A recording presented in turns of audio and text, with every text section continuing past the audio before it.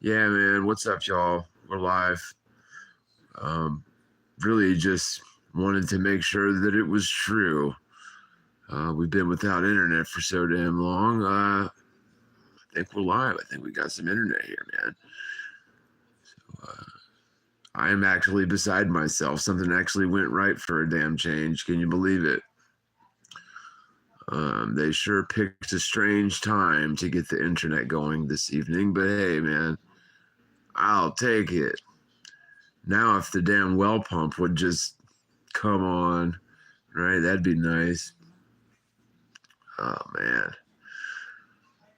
So yeah, what's up, everybody? John TheMorgile here, coming to you live from Honeypath, South Carolina. Um, Woke up in the middle of the night, as I tend to do, and the internet is on. So that's good. Um, really just wanted to test the connectivity of the new internet service. Andy Rogers, what's up, man? I'm doing all right. Doing all right. Thanks so much for asking. I'm doing a whole lot better now that the internet is up. So yeah, man, appreciate it. What y'all doing? I appreciate you popping in with me. This one will probably be pretty short. I don't have anything prepared. I was just sort of giddy because I woke up and saw the internet was on, so I figured I would pop in and say hi to you guys. What's up, y'all? Welcome. So yeah, as you can see, we got the internet going, so that's good. And now we can try to pick up the pieces and begin to move on with our lives after that crazy ass hurricane, man. I'm pretty well convinced that we're going to be seeing more storms the way of Helene, man. Because one thing that I remember hearing pretty recently that I had never heard before is the carbon sink status of like the rainforest. I don't know if y'all have heard about this, but I think this is probably a pretty big deal. So like the rainforests or any sort of vegetative areas are called carbon sinks, right? Because they absorb more carbon than they give off. So they call them carbon sinks. And when they've got all the models for global warming, right, they have always sort of just assumed that these carbon sinks were going to be sort of infinite ammo hack carbon sinks. But apparently what happened this year for the first time in a long time, decades I think, was the carbon sinks of the world stopped absorbing carbon and started feeding carbon back into the system. And so what that means is that the oceans have to absorb more carbon if, like the rainforests or whatever are not doing their job absorbing the carbon from the atmosphere. And so when the oceans begin absorbing carbon from the atmosphere instead of the rainforest, then the oceans heat up. And when the oceans heat up, then we see more severe storms and the like. Honestly, I wouldn't be surprised to learn that Helene was sort of a guided attack, right? I wouldn't be surprised because, come to find out, North Carolina, right down the road from me here, has huge deposits of natural minerals, I think lithium and others, that are very attractive to the beast system. And, there's a lot of independent home ownership and the like going on in that area, Western North Carolina and the upstate South Carolina here. So yeah, man. But anyway, I do think that we're going to see more and more storms of that sort of caliber where there's just sort of freakish results. But at the same time, we do know that, quote unquote, they have the ability to steer these storms, right? And it just kind of seems like this was a targeted area in this storm, and the way that the whole thing went down, and then the the sort of piss poor mismanagement after the fact. But anyway, Robert Disroder, what's up, man, from Vietnam? How's it going, buddy? -3 degrees. Wait, Robert Disrocher, are you the dude from Vietnam? Maybe I'm just looking at your thumbnail wrong. I don't know. I'm sorry, man. It's kind of early here. I just woke up in the middle of the night and I was like, hey, let's do a live stream. So we got internet. Hey, what's up, Matthew Thurman? Yeah, man. No, that was a long time ago. So the Art Bell thing, the Midnight in the Desert show, was from August of 2015. If you can believe that. So I did my first Flat Earth video was May of 2015, which means like I would have started looking into that stuff somewhere like March, April of 2015. So when I did the Art Bell show, I was all of, we'll say March. We'll say I started looking at it in March of 2015. 5 months at the most. I was 5 months at the most into Flat Earth at that point when I did the Art Bell show. And like honestly, you know, I would have done 1,000,001 things differently this time, you know, 10 years on. But you know, 2015 was a different time. I mean, we were all sort of noobs when it came to this stuff. And like I think at that point I hadn't really fully come to terms with the fact that, you know, infinite space, or at least like spheres in space, really couldn't even possibly be a thing. Like, I mean, I guess for a long time I sort of held with me, you know, the concept of spheres in space for a long time. And I don't know, I must have sort of certainly let that go. But the point that somebody's like really aggravating the shit out of me when I'm trying to do this, and it's really annoying. I wish you'd stop. Not y'all. Like there's a person sitting right in front of me, like trying to like shove things in my face as I'm doing this. I'm like, I must seem like a total retard because I'm like losing my train of thought. But I just wish that person would quit that. Thanks. Anyway, but no. So what I was trying to say was, what the fuck was I trying to say? Oh, so when I did the Art Bell show. I was definitely a noob, but I, you know, all things considered, I think I did okay. And, you know, there's a lot of people like after the fact that were saying, well, who picked this guy to do the Art Bell show? Why didn't Eric Dubay do it? You know, if Eric Dubay would have done it, Eric Dubay would have won the debate, even though I still think I kind of did win. But the thing is, a lot of people don't know about that is that, originally it was supposed to be Eric Dubay that did that debate with Dr. Josh Grinley on the Art Bell show. But from what I was told, and I never spoke with Eric about this, so this is what I heard from the other end of it. So I don't know how true it is, but I was told that Eric backed out of the debate at the last minute. And so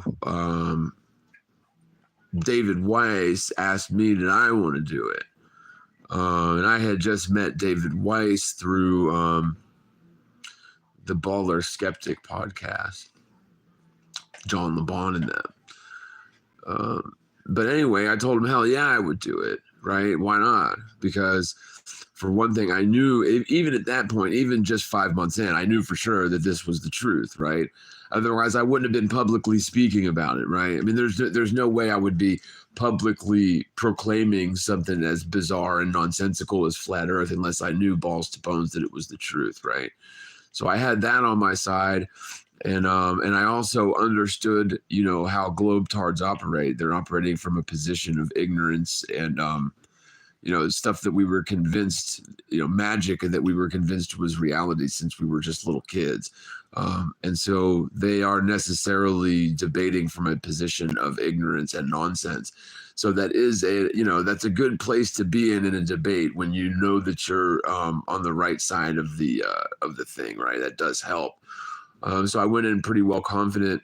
But see, I have always been a big fan, not so much of Art Bell, but I've always really liked George Norrie, and I think that they do stuff on the same sort of channel or whatever. I don't know. There is some sort of a connection between George Norrie. I think they both do Midnight in the Desert or something. I don't know. But I've always really liked George Norrie. I don't know why. I don't know. Maybe it's because he looks like the guy from freaking Fraggle Rock or something. I don't know. But anyway, I thought it was going to be George Norrie doing, hosting the thing. And I had never really gotten into Art Bell. But I thought it was going to be an actual debate. That's what I thought it was going to be. But what it turned out to be was just it was Art Bell basically cheerleading for the side of the Globetards, and Dr. Grinley cheerleading for NASA. And he even one part in that I thought was interesting was Dr. Grinley, and he's a Harvard astrophysicist, by the way, so we know how far he's got his head shoved up his ass if he's a Harvard astrophysicist, right? But one of the things that he claimed was the Felix Baumgartner, and he didn't know the guy's name, and he talks about the Red Bull jump from space, and I've referenced that a bunch of times because they definitely used a fisheye lens to create the illusion of Earth curvature on the Red Bull jump. But he referenced that jump as proof of Earth curvature. So, that's a good point. If even Harvard-educated astrophysicists are using the Red Bull jump as proof of curvature, and it turns out that was illusory, fake curvature achieved by fisheye lenses, that would make him look really stupid, wouldn't it? And that's exactly what happened. The other thing that he said that I thought was really funny in that debate is that he said that airplanes wouldn't fly without the downward tendency of gravity, right? So that's kind of funny because, of course, the whole thing about airplanes flying is they are negating or overcoming the pull of the quote-unquote Earth's gravity, right? But no, according to him, airplanes wouldn't fly without gravity, which is kind of nonsensical. He made a fool of himself in a bunch of instances there. Another one that they can never have an answer for is, how is their ambient natural air pressure, 14.7 pound per square inch air pressure at sea level, if space is a vacuum and we live, stuck to the side of a spinning sphere in space with no sort of containment or separation betwixt the two areas. Right. Anyway, so yeah, I appreciate that. There was a lot of things that I would have done differently in retrospect, but I think, for 5 months into my, flat Earth journey or whatever, I think I did pretty good. But, if we had a time machine, I'd love to go back and do it over again. But, again, the thing is I actually showed up, right? To his credit, at that point, I was actually a big fan of Eric Dubay. He hadn't totally disrespected me at every chance at that point yet. But anyway, I showed up.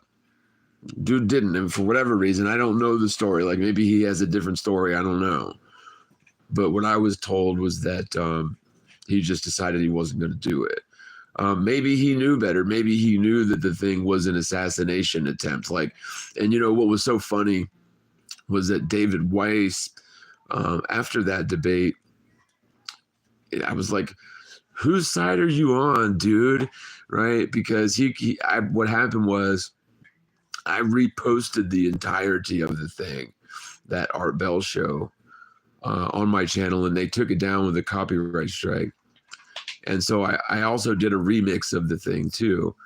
And they tried to take that down, but that was entirely, transformative, right? So they really didn't have grounds for a copyright strike there. And I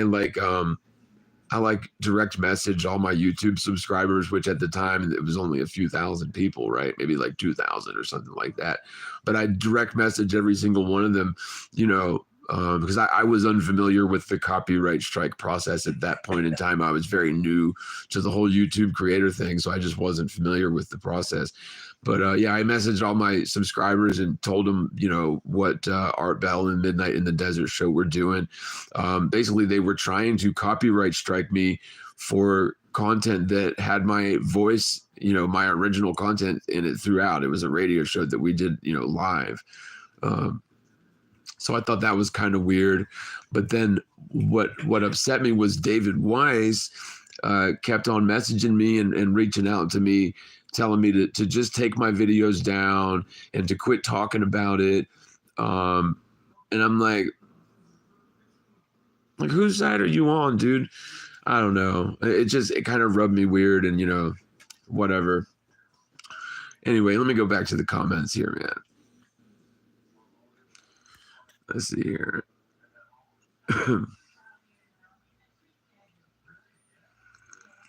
Matthew Thurman. Wow, man. That would be very helpful. Hit me up, man. Send me a text. 864-315-7892. I'm on PayPal, Cash App, Venmo. It's TheMorgile on all of them. But yeah, send me a text and I'll text you direct link. That would definitely help because dude, I haven't worked in over a month now. I think that storm hit on the 25th of last month, I believe, if I'm not mistaken. So it's been over a month, and I work from home, and I do construction when I can, but my car's broken down too. It's like we're in deep trouble, y'all. But I mean, we're gonna pull through. I think we've been through way worse. So it's at least we're not like in a hotel where we're gonna have to be on the street tomorrow or something like that. Like it's not nearly as dire as it is living out of a hotel. So thank God for that, right? Easy and vote for Trump. Yeah. Okay, Robert. Okay, I thought that was you, man. Working in Calgary. Okay, cool, brother. Got you, man. Matthew Thurman. Yeah. Well, I appreciate that, dude. Yeah, I know you. I think I remember you mentioning something like that a long time ago. But yeah, I mean, like I said, I do have Cash App, PayPal, and Venmo. So super easy. Immortal Souls said Eric Dubé used your videos as his own videos in 2014. So what, he just reposted them as is, or he used them in a, because I know that he has done a lot of work where he will like take someone's work and then just put it as part of a compilation video and not change anything and post it up, which people do that to my videos all the time, and I don't fight against it. Like I don't, and to all y'all pirates out there, whatever, I don't copyright any of my stuff and I just give it all away for free. So I don't know, it doesn't really bother me because yeah, it is nice to get the monetization on original content. And yeah, I guess if I were to copyright my stuff and go after people that use it, I could probably make way more money off of my work. But then again, at the same time, the reason that I do my work is not to make money. It's to get people woke up to the truth, right? And I think the more people that have access to it freely, the more people are going to see it. That's the way that I look at it. And so all my stuff, everything that I've ever done that's up on my channel, if you wanted to, you could start a YouTube channel right now and just repost my videos, and I would never and you could monetize it and shit, and I would never come after you for it. So for whatever that's worth, I just don't believe, especially something that an important truth like this. I just don't think that selling it is the right way to go about it. I don't know. But then again, I'm not a very good capitalist, right?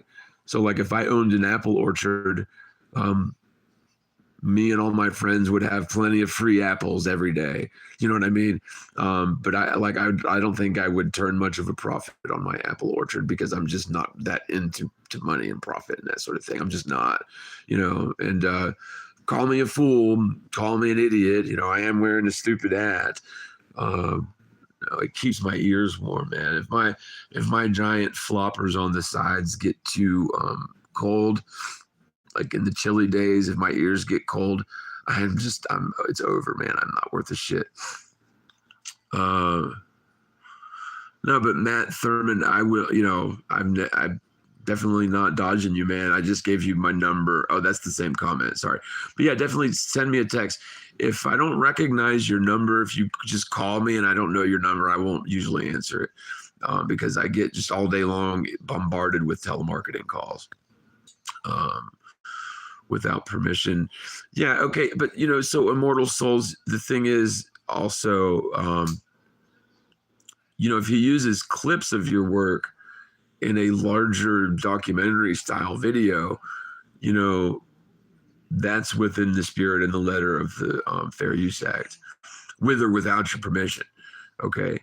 But if what he's doing is if he took your video and just reposted it and called it his own, then yeah, that's definitely, you know, fair use violation, and you could you know, you could prevent him from monetizing that video. You could pull it down. You could take the revenue from his video, whatever AdSense revenue he gets from it. There's things that you could do. I've just always been on the other end of the copyright strike system because I'll use clips, but I've never once ever just reposted someone else's work on my channel. What I will do is I will share it as like in a playlist or something. So I'll add it to one of my playlists instead of downloading it and re-uploading it. Because when you do that, so like if you wanted to share one of my videos, you can create a playlist on your channel and then share a link to like any video as part of that playlist, and it'll point to the creator's channel. So that way the creator of that video gets the AdSense revenue.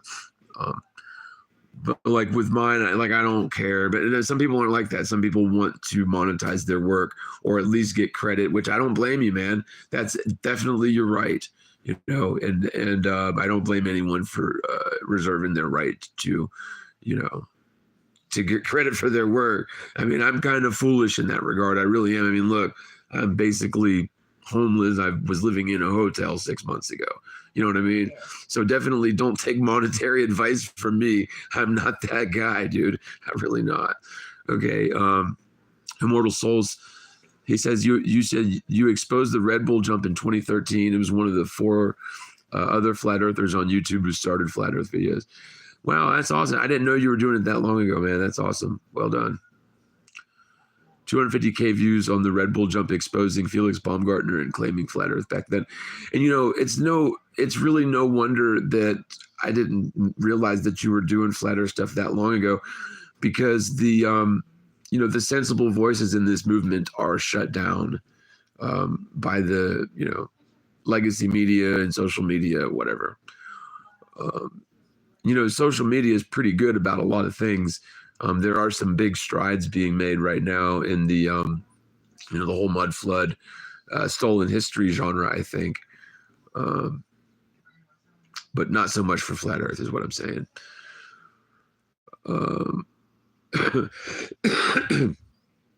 Steve Vash says, if you did make money with it, it would free up your time to spread more truth. Well, yeah, and also, I mean, it's kind of hard to take someone seriously who's like a beggar, right?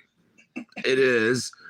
But at the same time, like, I'm just not the type of person that's going to be able to like unlearn and forget everything I know, and I'd have to change my name and everything. Like if I wanted to go back to a normal life, there'd be a lot I'd have to do.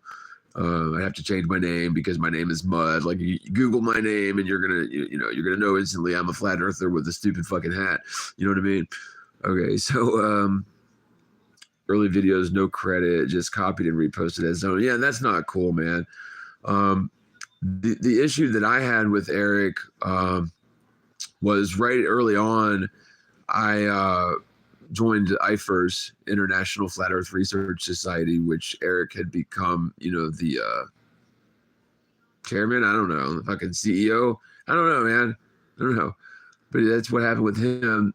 And I joined the forum and I was posting on there, just asking questions. This was like before I was even a flat earther, but I did find Eric's videos and I found them interesting. I posted a couple times, just a couple simple questions on there, and instantly one of the moderators on IFRS was accusing me of being someone else. Like They were like, I know that you're this person, and I know that you just changed your username, and you're not fooling me. And I'm like, well, I don't know who the fuck you think I am, but this is the first time I've ever been here, really. But anyway, you know, whatever, that's weird. But then basically almost instantly, I guess Eric took some shit personally. So like the first flat earth video I did, the Nazis of NASA in the Infinite Plane video, which I'm not even sure you can still see that on YouTube. You might be able to, I'm really not sure. But it's the first video that I ever did on the topic. And in that video, I just sort of mentioned that, you know, Matt Boyland, whatever the fuck his name is, the guy that did the gay soft porn for kids on MTV, Matt Powerland, yeah. So I represented that he was more representative of an infinite plane sort of concept. And what I said on that video was that Eric Dubé represented more of an enclosed, you know, sort of azimuthal equidistant projection system with a dome on the top. And basically what I think happened was Eric took that the wrong way. First off, like I had seen some of his videos where he was definitely condoning a dome in the sky, or at least maybe he was reading a book that did, I don't know. Because he definitely does just repost others' work and present it as his own. So like, okay, so there's a difference. If I do an audiobook, right, I'm going to tell you it's an audiobook. I didn't write this. This isn't my opinions. These aren't my words. I'm narrating the fucking thing, right? And I'll tell you that. But a lot of what Eric does, and this is my opinion here, this is just my opinion, it borders on plagiarism. And he just basically, like for example, if you find a book that the copyright is expired on it, you can republish it and you don't have to pay copyright out to any of the you know, the original copyright holders, right? And it's bordering on that sort of thing with a lot of Eric's work. Okay, he does definitely have a lot of original work too. But most of what Eric did, at least in the beginning, and I haven't even looked at any of Eric's work in years. It's been a long time. When someone publicly disrespects you and calls you a fucking shill, you know, you don't really fuck with them anymore. You know what I mean? So I really haven't watched his work, but I know in the beginning he was just really echoing and regurgitating a lot of what Robotham had written in Zetetic Astronomy, and you know, I disagree with a lot of that. The stuff that's in Zetetic. Like one of the big ones is I still think that the moon may be reflected light and not self-luminous. Now, if you tell one of Eric's minions that, they're going to call you a shill because you have an original thought. You know, maybe I'm wrong, and I'm not like married to the concept that that the moon is reflected light, but I think it's a possibility. And I think it's also a possibility that the moon may be transiting the sun during solar eclipses too. And there's other camps that think you're a shill if you say that. But I just don't know enough about what the hell's going on in the heavens to talk about it with any sort of authority. But I'm also not going to say that, you know, because the moonlight is cold light, it's definitely not reflected sunlight. You know what I mean? I'm just not going to say that. But you know, if you have an opinion that differs from Robotham or differs from Eric and his minions over there, at least this is the way that it was 10 years ago. I just, you know, I didn't get into Flat Earth to join a fucking cult, man. I ended up getting into Flat Earth because I realized that it was the truth. And I think it's important to wake other people up to this truth. You know, I don't see it as a vector to make money. And I think maybe that's why God made sure that I couldn't finish my book, because it was done. It was like the book was done, and it's just like, and I don't say God made sure I didn't finish my book, but it didn't get finished. Like my computer fried out, and I had it backed up on an external hard drive, and that fried out. Total loss. I couldn't get that data back. And then the computer got stolen to boot. So it was like any chance I had of recovering it was just destroyed at that point. It got stolen when I was in jail in Kansas. Okay, yeah, that brings back bad memories, doesn't it? Jail. Oh, don't you love it? Flat Earth leads to God. Yeah, club vids, indeed. Agreed.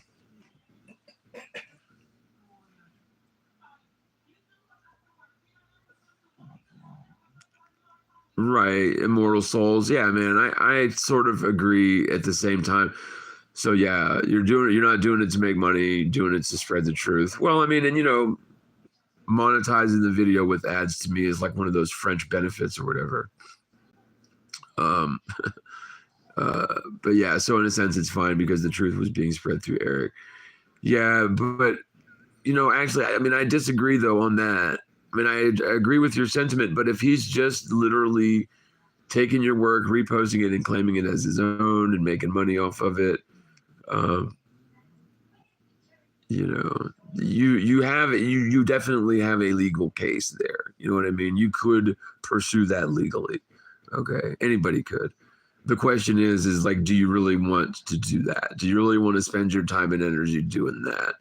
Because at the end of the day, if a bunch of people are seeing your work because of Eric, maybe it's not equating to dollars and cents into your bank account, but maybe it is equating to dollars and cents into the vault in heaven, right? Okay. Yeah, Club Vids, Flat Earth leads to God for sure. Trying to call me. No, you're not. Where do you live? If you live overseas, then you've got to have. I don't have like WhatsApp if that's what you're trying to do, but you should be able to text me.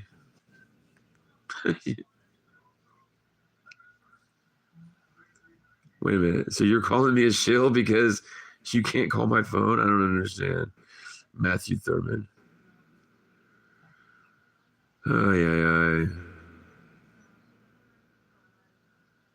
Yeah, I feel you, Immortal Souls. I do, my man. It's all good, dude. Schmill, schmall, what's with the shill calling? Yeah, I know, man. Well, but the thing is, though, it is definitely not an empty insult. I mean, because the thing is there are shills out there. I mean, we know that there's that kind of shit going on. For real. Anyways, okay, so we did 30 minutes here about absolutely nothing. Let me talk on the stream. No, I'm ending the stream now. I mean, you're not calling my number. Because if you were calling my phone from the US, it would have rang just now. I didn't put it on Do Not Disturb. Silly me. But no, send me a text. Yeah,